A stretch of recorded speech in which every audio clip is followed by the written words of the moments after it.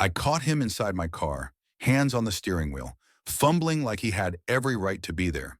Broad daylight, my driveway, and his mother, standing 10 feet away, arms crossed, looking bored, like she was watching her son try on shoes at the mall. "Get out of my car," I said, my voice flat but unmistakably sharp. The kid, maybe 16, with smugness radiating off him like heat from asphalt, didn't even flinch. He looked at me and said, "Chill, man." I was just checking it out. His mother finally decided to speak. "You don't have to yell. He's a child. If you don't want people looking inside, maybe don't park something that flashy where everyone can see it." That was the moment I realized I'd moved into a war zone with a lawn, and she, her name's Lorraine Duvall, was the one holding the detonator. Hey, before I tell you how I ended up exposing an entire corrupt HOA with one well-placed motion detector, take a second and hit that subscribe button. And if you've ever had to deal with a Lorraine in your neighborhood, drop your story in the comments. You're not alone. Let's rewind 3 weeks. I just closed on my first real house.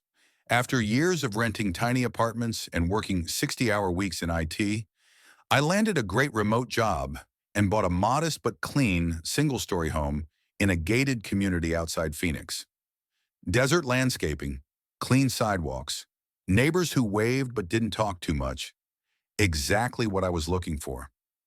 The house came with one caveat: Oak Run Homeowners Association.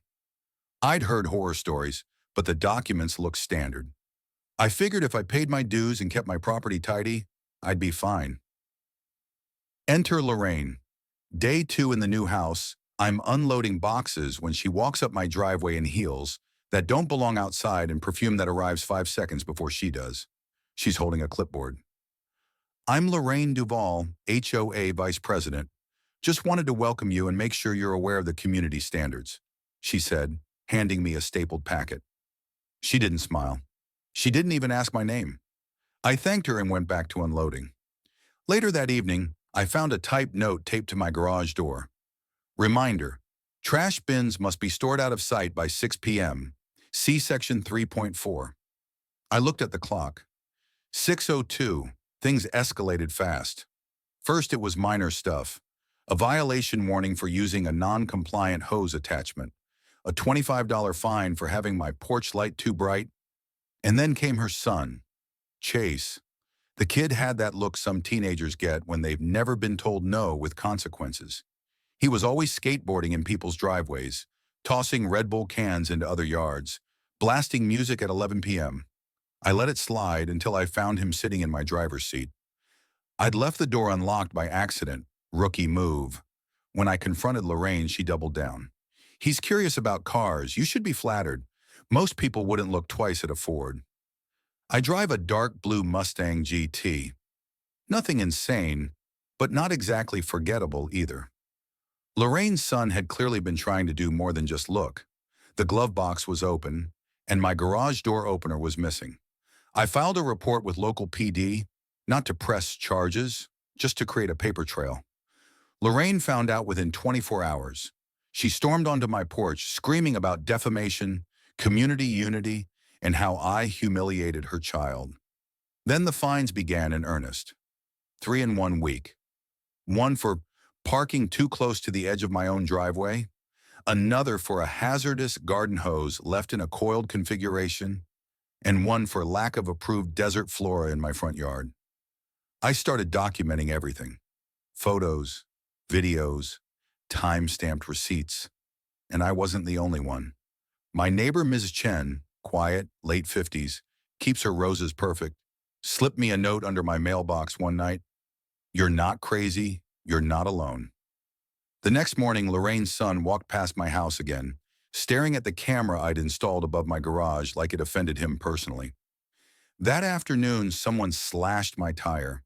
No witnesses, no footage, just a slow hiss and a ruined sidewall. That was when I realized this wasn't about rules. This was about control.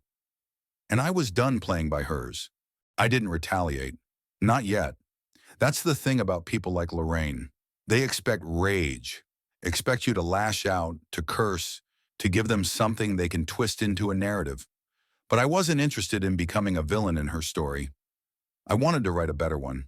So I did what I do best. I built a system. Every morning before logging into work, I reviewed my security footage. Not obsessively, methodically. I noted timestamps, recorded every time Lorraine's son loitered near my car, or Lorraine herself made a slow pass in her luxury SUV. Every HOA notice I received, I scanned and cataloged. I started keeping a shared spreadsheet with my neighbor, Ms. Chen. Turns out she had 6 fines in the last 3 months, all for unmaintained hedges, despite having the cleanest yard on the block. She never bothered me before I stopped attending meetings, Miss Chen told me in a low voice one evening as we sipped tea on my back patio. She wants silence, compliance. Anyone who questions her gets marked. I believed it. The more I listened to neighbors, the more I heard the same phrase. Don't cross Lorraine.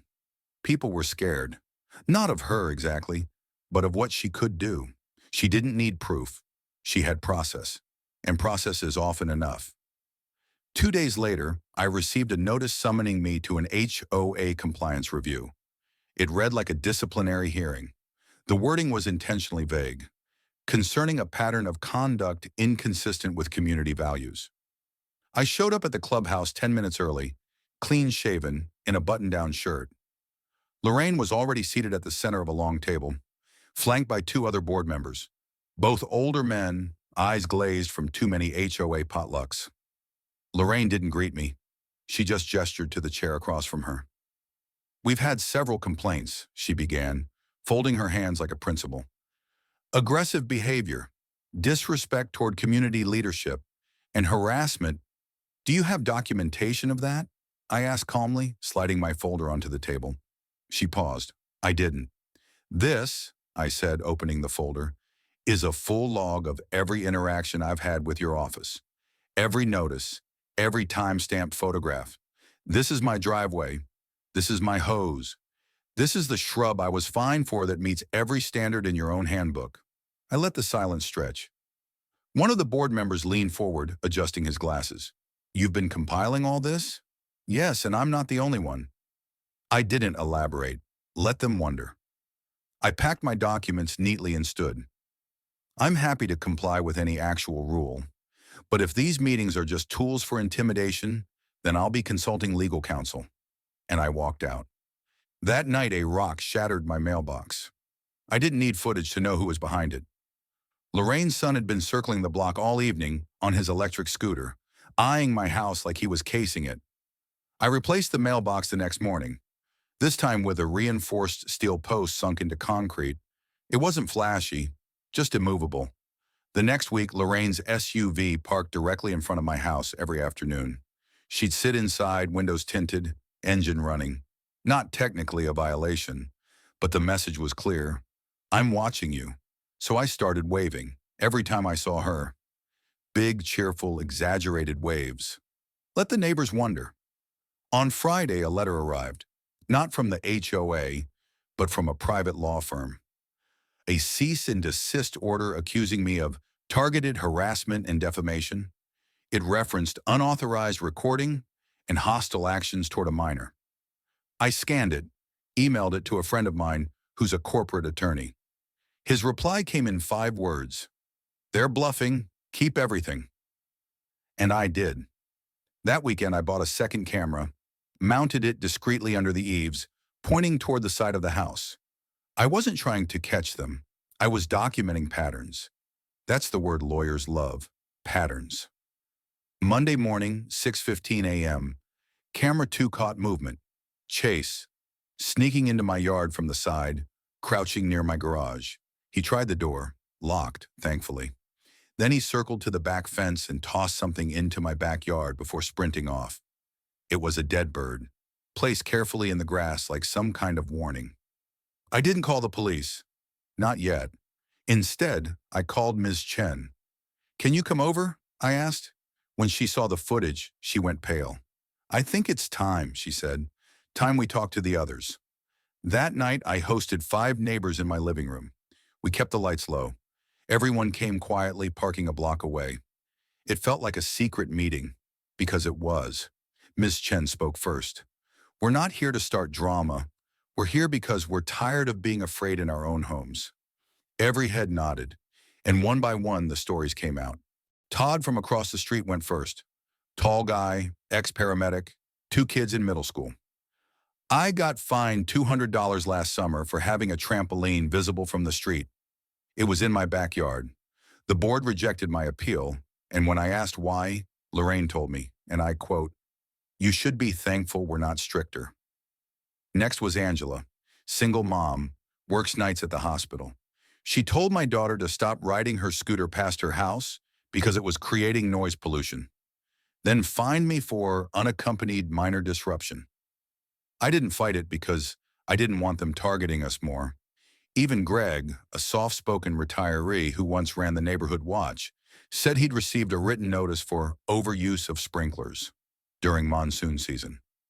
I watched them all, listened.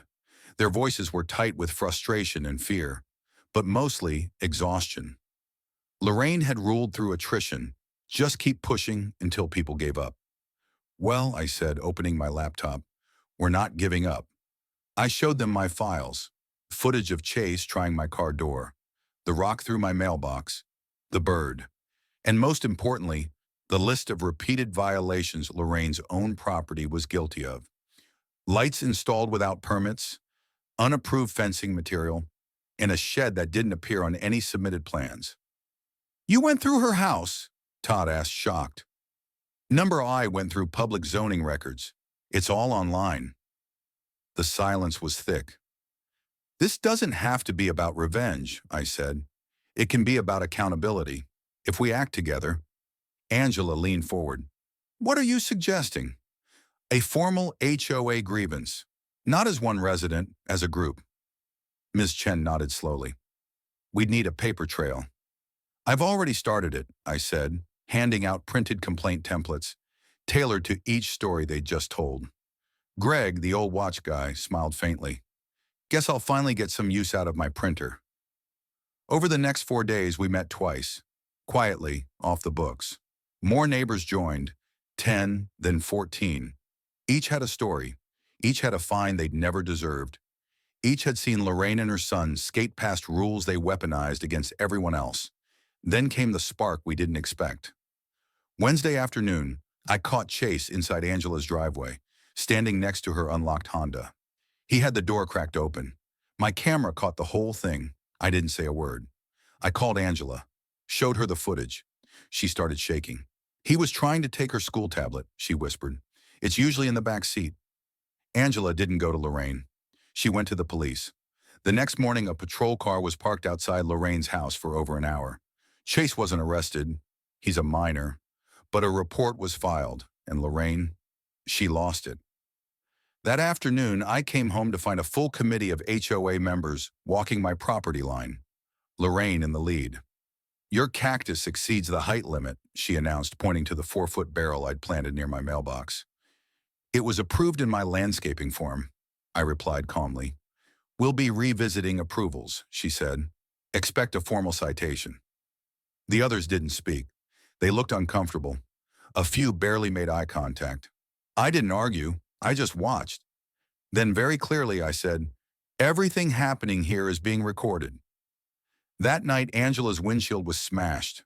A brick. No note. She filed another police report. This time, it hit different. We all knew who'd done it. But without footage, it was just suspicion. Still, the story started to spread. People whispered at mailboxes. Someone started a private Facebook group. And then, out of nowhere, a new name appeared in the comments. Daniel Kessler. "I used to live on Highland Grove," he wrote. "Lorraine ran the HOA there too. Same tactics, same fines. She got me out of my home after 2 years of pressure." The post exploded. 7 more people from other neighborhoods chimed in. Similar stories, similar patterns. It wasn't just our community. Lorraine had a system. That weekend, Todd and I met with a local HOA attorney using pooled money. We presented the compiled documents.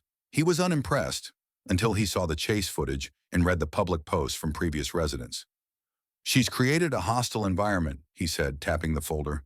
"You've got a real case." "What now?" "File an HOA leadership challenge. and start gathering votes. That Monday, Lorraine attempted one final move. An emergency meeting was called. Mandatory attendance. The agenda? Community safety and hostile residents. Guess who the hostile resident was? I showed up early, wore a tie, sat in the front row. When Lorraine tried to speak, I raised my hand and asked to present. She laughed. "This isn't a courtroom." "No," I said, "but it will be, if necessary." Then I opened my folder, turned on the projector I'd brought, and pressed play. The room fell dead silent. Chase, my car, my yard, Angela's driveway, the brick, the fines, the Facebook group, slide after slide. Then the last image, a petition, signed by 27 residents, calling for a vote of no confidence. Lorraine didn't speak. For once, she had nothing to say. The vote was scheduled for the following Thursday. In the days leading up to it, Lorraine tried everything. Phone calls to residents warning of chaos if HOA stability collapsed, printed flyers implying I was under criminal investigation, and even a last-ditch neighborhood safety walk with Chase at her side, handing out pamphlets like nothing had happened. But the tide had turned. Ms. Chen and I worked the phones quietly. Angela personally visited the elderly residents, offering to help them understand the petition. Greg reconnected with his old neighborhood watch contacts. Todd made a spreadsheet tracking the exact number of eligible voting members and how many we needed. The day before the vote, Lorraine made her boldest move yet. A notice appeared in every mailbox claiming I was operating illegal surveillance and creating division in the community. At the bottom, she added in bold, "HOA reserves the right to initiate property seizure proceedings if repeated violations go unaddressed." It was a bluff, but it scared people. Then that evening, I got a knock on my door. Amanda Green.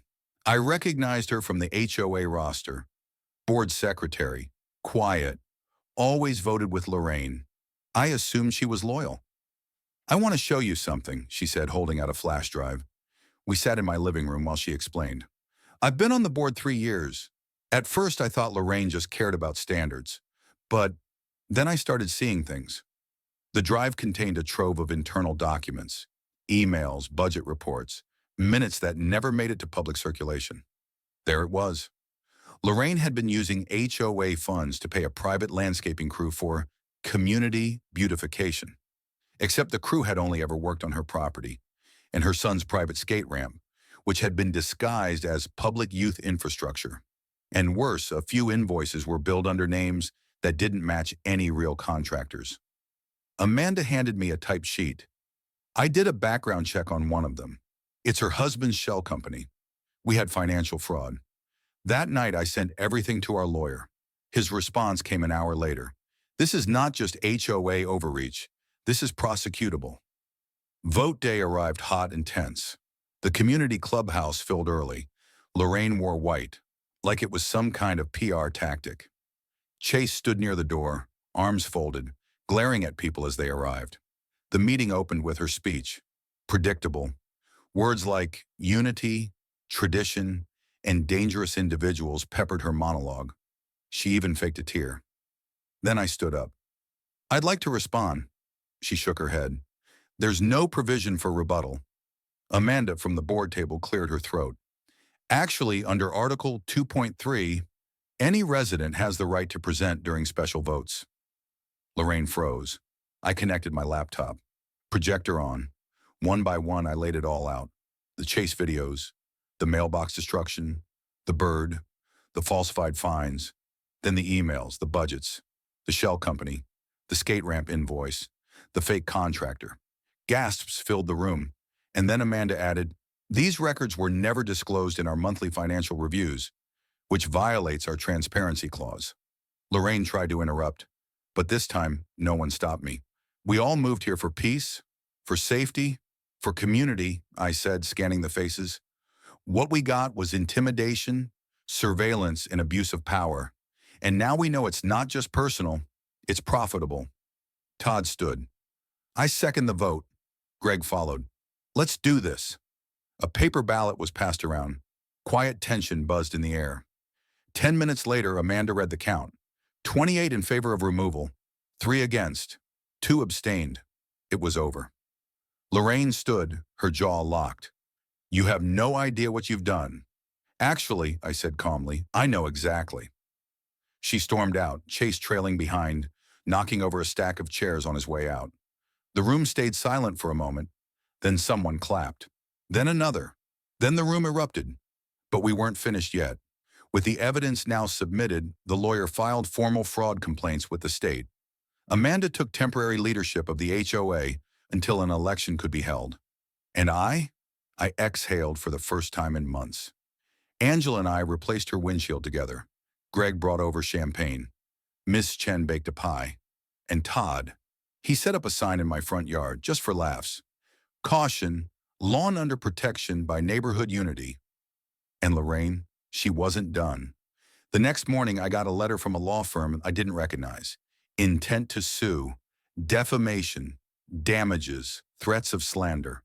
But attached, accidentally or carelessly, was a copy of an email from Lorraine to her attorney. Subject line, we need to hit him fast before the state gets involved. She just handed us her own motive. My attorney nearly laughed when he saw the email. This is what we call a self-own, he said, tapping the printed copy. It shows malicious intent, and that's a beautiful thing in court. He filed a preemptive countersuit within 48 hours, citing harassment, defamation, and retaliatory legal action. The email became Exhibit A. But we didn't stop there. Amanda and I worked with the remaining board members to initiate a full audit of the HOA's finances. It wasn't just a formality anymore. It was a reckoning.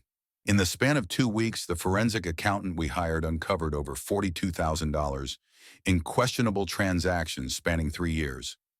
Landscaping contracts that never existed, office supplies ordered in bulk but never delivered, and several payments to a consultant named D. Thomason, Lorraine's maiden name. Meanwhile, our lawyer pushed forward with the fraud complaint to the state's HOA Regulatory Commission. Combined with our documents and Amanda's testimony, it was enough to trigger a formal investigation. Lorraine was no longer just an angry woman with a clipboard. She was now a person of interest, and word spread fast.